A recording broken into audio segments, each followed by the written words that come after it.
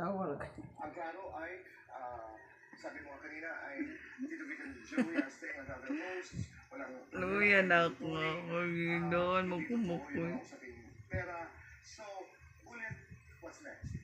Ano ang aasahan ng sambayan ng Pilipino Uy. mula sa... Nga kasi kung nawang nangigda. We should be as excited as everyone else. Ako mismo, I'm very happy and I'm excited to see what's next for Itbulaga. Like I said, you mentioned, ang dami nating pakulo, ang dami nating bagong segments and portions na isasali. And hopefully, in time, I can already present mga bagong celebrities or talents that could join our show. So, tututukan po natin to and mas malaki po yung mga prizes na ibibigay natin sa what I can say is the new, not new, pero improved Itbulaga. Huling-huli na.